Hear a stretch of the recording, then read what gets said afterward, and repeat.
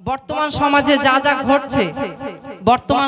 যা যা ঘটছে সেই বিষয়ে ওই ইউটিউবে আপনারা যে গজলটি নতুন দেখেছেন সিরিয়াল সম্পর্কে খুব ভাইরাল একটি গজল হয়েছে, আপনারা শুনলে আশা করি খুবই ভালো লাগবে। বর্তমান সমাজে মানা তোমরা যারা সামনে আছো, তোমাদের বাড়িতে এরকম মোবাইল আছে আব্বু আম্মুদের কাছে? তোমরা এই মোবাইল নাও, এরকম ঘষা সেট আছে তো? তোমরা নিয়ে কি গজল শোনো তো না গান টান দেখো? তোমরা আবার বলো না তো যে ফজা দাও ফজা, এসব বলো না তো? তোমরা তো সব আল্লাহর ওলি দেখতে পাচ্ছি। তো তোমাদের বাড়িতে আম্মু জানারা সিরিয়াল টিরিয়াল দেখে বলে মনে হয়? বলো না জানো, বাড়ি গেলে কিন্তু আর ঘরে ঢুকতে দেবে না, ঠিক আছে? তো এক শ্রেণীর আম্মাজান বোনেরা আছে, তারা সিরিয়াল দেখে, ঠিক আছে? সে বিষয়ে একটি প্রতিবাদী গজল বলছি, বর্তমান সমাজের কথা, দৃষ্টিভাবে মনোযোগ সহকারে শ্রবণ করুন। আশা করছি গজলটা আপনাদের খুবই ভালো লাগবে, শুনুন। সিরিয়ালে পাগল হলো সারা জামানা,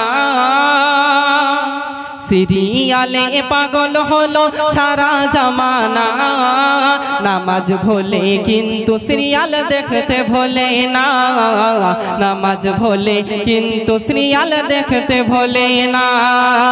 আমার নতুন ভাবি ভাইকে ছাড়তে রাজি, আমার নতুন ভাবি ভাইকে ছাড়তে রাজি, তবুও ভাবি সিরিয়াল দেখা ছাড়তে পারে না। টিভি ছাড়া এই জামানায় বউ তো টেকে না, মোবাইল ছাড়া এই জামানায় বউ তো টেকে না, ঠিক কিনা বলুন?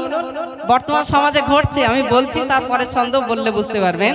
তারপর ছন্দ কবি বলছে, ভাই আমার হাফেজার মাওলানা হয়েছে, বয়স করে ভাই আমার বিয়ে করেছে, নতুন ভাবি বলে ওগো মোবাইল আমার চাই, নইলে হুজুর তোমার সংসার করতে রাজি নাই। ভেবে আর পাই না রে ভাই কি হবে উপায়, আর কি বিয়ে হবে যদি এটা চলে যায়। ভাই ভাবছে, এক তো আপনারা জানেন হাফেজ মাওলানা হতে একটু সময় লাগে, তো তিনি হাফেজ মাওলানা হয়েছেন, তারপরে বিবাহ করেছেন। বিবাহ করার পরে তার স্ত্রী বায়না হচ্ছে আপনি বাড়ি থেকে চলে যান, পাশের বাড়িতে সব মা বোনেরা মোবাইল, তাদের বড় বড় মোবাইল, তারা মোবাইলে সিরিয়াল দেখে, অন্যান্য জিনিস দেখে, আর আমি সারাদিন বাড়িতে বসে বোরিং হয়ে যাই, এইভাবে আর আমার চলছে না। যদি আমার একটা মোবাইল কিনে দিতে পারেন ভালো, তা না হলে এই থাকলো আপনার সংসার, আমি গেলাম বাপের বাড়ি। তো তখন ভাই দেখছে যে তাই তো, আমি তো বয়স করে বিবাহ করেছি, এখন যদি আমার এই স্ত্রী চলে যায় তাহলে আমার তো মান সম্মান আর থাকবে না, এবং আমি কিভাবে মানুষের কাছে মুখ দেখাবো। তখন ভাই বাধ্য হয়ে কি করছে শুনুন। ভাই আমার 4G একটি মোবাইল কিনিল, 300 টাকার নেট প্যাক সেই ফোনে মারিল, তখন বড় ফোনে চুপি চুপি ভাবি জি আমার দেখেছে, ভাবি সীমা রেখা কে আপন কে পর, আপন তুমি চিনলে না গো ভাবি জি আমার, আপন তুমি চিনলে না গো ভাবি জি আমার, স্বামীর সেবায় হতে পারো জান্নাতের হকদার, স্বামীর সেবায় হতে পারো জান্নাতের হকদার। সে ভাবি তখন সিরিয়াল দেখায় মত্ত হয়ে যাচ্ছে, আজান হচ্ছে, ধরে নেন কোন ভাবি আর কি সিরিয়াল দেখছে, এমন সময় মসজিদে আজান দিয়ে দিল, তখন তো আর সেই মা বোনদের মুখের দিকে আর তাকানো যাবে না। কেন? তখন বলছে যে এত সুন্দর একটা পাঠ দেখছি, আর মুয়াজ্জিনের এখনই সময় হলো আজান দেওয়ার, আজান দেওয়ার আর সময় পেল না, কি অবস্থা দেখুন। তো এমন বলছে, তখন বলছে নিজের সন্তানকে নিজে দেখছে সেটা তো গেল, নিজের কলিজার টুকরি সন্তান ছোট থেকে যে যাদেরকে সিরিয়াল দেখাচ্ছে, তারা তো বড় হলে সেই সিরিয়ালের মতোই আপডেট হবে, সে তো চশমা মাথায় গুজে, সে তো হাতে একটা মোবাইল নিয়ে ওই রকম ড্রেস পরে কলেজে যাবে, তো নিজে দেখছে নিজের সন্তানকেও দেখাচ্ছে। তো যখন মসজিদে আজান দিচ্ছে তখন দেখছে, ভাবি বলছে যে এখন যদি আমি মোবাইলটা সাইলেন্ট করি তাহলে তো এই যে পাঠটা চলছে এই পাঠ তো এখন আমার দেখা হবে না, এর জন্য আবার কালকে কাজা আদায় করতে হবে। নামাজের কাজা আদায় করে না, কিন্তু সিরিয়ালের ঠিক কাজা আদায় করে নেয়। তো সেই উদ্দেশ্যে কবি লিখছে শুনুন। ভাবির মেয়ের নাম রেখেছে খাতুনে পম্পা, কাদিস নামা শুরু হয়েছে 7 ভাই চম্পা, মেয়েকে বলছে মা কেঁদো না, ওই সাত চম্পা শুরু হয়েছে, এইটা তুমি দেখো, তুমি আর কেঁদো না। দেখুন নাম রাখছে কোথায় পম্পা, চম্পা আর নাট বল্টু স্ক্রু এইসব নাম রাখছে, কিন্তু কোরআন শরীফে বর্ণিত আছে আল্লাহ পাক বললেন, এই আমার বান্দা বান্দি, যখন তোমাদের কোনো সন্তান হয় তখন তোমরা তাকে কোরআনের পরিপ্রেক্ষিতে নাম রাখো। কেন? কাল কিয়ামতের ময়দানে যখন জান্নাতীদেরকে জান্নাতে পাঠানো হবে, জাহান্নামীদেরকে জাহান্নামের দিকে ঠেলে দেওয়া হবে, তখন পরিশেষে আল্লাহ পাক বলবেন, এই আমার ফেরেশতা দাঁড়িয়ে যাও, ওই যে বান্দা বান্দি আমি জানি তার আর কোনো সুযোগ নেই, সে জান্নাতে জাহান্নামে তাকে যেতেই হবে, তবু আমি আল্লাহ পাক তাকে একবার সুযোগ দিতে চাই, ওর নামটা একবার জিজ্ঞাসা করো তো। তখন সে যদি বলে আমার নাম নাট বল্টু স্ক্রু, তাহলে সে কি আর আল্লাহর রহম পাবে? সে জাহান্নামেই যেতে হবে এবং সকলের মাঝে অসম্মানিত হবে। সেজন্য পরে ছন্দ কবি লিখছেন, ভাবির মেয়ের নাম রেখেছে খাতুনে পম্পা, কাঁদিস নামা শুরু হয়েছে সাত ভাই চম্পা, এই মেয়েটা বড় হয়ে কি করে ভালো হয়, ছোট থেকে যদি তাকে সিরিয়াল দেখায়, এমনি সে তো পাগল হবে সিরিয়ালের প্রেমে, এমনি সে তো পাগল হবে সিরিয়ালের প্রেমে, আর হুজুর কটা ধরা পড়েছে এদেরকে এনে, হুজুর কটা ধরা পড়েছে এদেরকে এনে। এটা ভাবিদের শুনলেন। এবার আসুন, বর্তমান সমাজে পণ না হলে বিবাহ হচ্ছে না। এখন ছেলের জন্য মেয়ে দেখতে গেছে বাবা আর ছেলে, এখন গিয়ে বলছে যে আপনার কি দাবি দাবা আছে, তখন ছেলের বাবা বলছে আমার কোনো দাবি দাবা নেই, ওই যে আমার জামাই দেখতে পাচ্ছেন ওর সাথে কথা বলুন সব সেট হয়ে যাবে।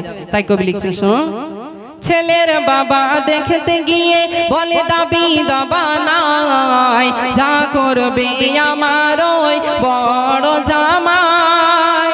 তখন শালাকে নিয়ে কেমন সুপারিশ করছে দেখুন, আমার শালা খুবই ভালো কিছুই না নেবে, তবে তেতুলিয়া থেকে বলে গেছে একটি আপাচি বাইক দেবে, খড় খাই না এরা শুধু গাদাই গা ঘষে, খড় খাই না এরা শুধু গাদাই গা ঘষে, মুসলমান আজ মরেছে কর্মের দোষে, মুসলমান আজ মরেছে কর্মের দোষে, সিরিয়ালে পাগল হলো সারা জামানা, নামাজ ভোলে কিন্তু সিরিয়াল দেখতে ভোলে না, নামাজ ভোলে কিন্তু সিরিয়াল দেখতে ভোলে না। এসব ঘটছে তো বর্তমান সমাজে, নাকি ঘটছে সে কথাই তুলে ধরছি। শুধু তাই নয়, এখন কিছু কিছু বাড়িতে দেখতে পাবেন বৌমার শাশুড়ির মধ্যে যেন তৃতীয় বিশ্বযুদ্ধ চলছে। কিছু কিছু দেখা যায় এমন, তাদের মধ্যে কোনো মন নেই যে দুজন মিলে একসাথে ভালোভাবে চলবে, তেমন নেই। শাশুড়ি শাশুড়ির মতো চলছে, বৌমা বৌমার মতো চলছে, সব সময় ঝগড়া হতে চলেছে। কেন হচ্ছে সে বিষয়ে বলছি শুনুন। এক বাড়িতে থাকে দেখো বউ আর শাশুড়ি, বউ যদি হয় সাপ গো শাশুড়ি হয় বেজি, বউ সেজেছে কিরণ মালা শাশুড়ি কটকটি, আর বউ তুলেছে মুড়ো ঝাঁটা শাশুড়ি নাই লাঠি, এক বাড়িতে থাকে তবু একটুও বনে না, এক বাড়িতে থাকে তবু একটুও বনে না, কেন জানেন হাদিস কোরআন কিছুই জানে না, হাদিস কোরআন কিছু জানে না। যদি জানতো তাহলে ওই মেয়েটা যে তার আব্বু আম্মুকে ছেড়ে চলে এসেছে, এখন যে মা পেয়েছে এটাই তো তার আসল মা, তো এই মাকে যদি সেই হাদিস কোরআন জানতো তাহলে এই মার সাথে নিজের মায়ের মতো ব্যবহার করত। আর এই যে শাশুড়ি তিনিও যদি হাদিস কোরআন জানতেন তাহলে যে মেয়েটা তার নিজের বাড়ি ছেড়ে তারা আপনার বাড়িতে এসছে তার সাথে ভালো ব্যবহার করতো তো নাকি। কিন্তু বর্তমানে তারা হাদিস কোরআন জানে না, যার ফলে তারা নিজেদের মতোই চলছে এবং ঝগড়া ঝামেলায় মত্ত আছে। তো এগুলো থেকে আমাদের দূরে সরে আসতে হবে, তা না হলে বর্তমান সমাজের যা অবস্থা এরকমই হবে, জাহান্নাম তো আমাদের জন্য দাও দাও করে জ্বলবে। শেষ ছন্দে কবি অতি মূল্যবান কথা লিখছে শুনুন। সমাজেতে যা ঘটিছে করি বর্ণনা, মাসুম আলম সত্য কথা লিখতে ছাড়ে না। সমাজেতে যা ঘটিছে করি বর্ণনা, মুস্তাফা গোল্লার সত্য কথা বলতে ছাড়ে না। ও মুসলমান করো না যে আর তো চলো না, চিরদিন এই দুনিয়ায় কেউ তো রবে না। কাহার জন্য রেখে যাবে এই দালান খানা, কাহার জন্য রেখে যাবে এই দালান খানা। হাসর মাঠে কেউ তো তোমার আপন হবে না, হাসর মাঠে কেউ তো তোমার আপন হবে না।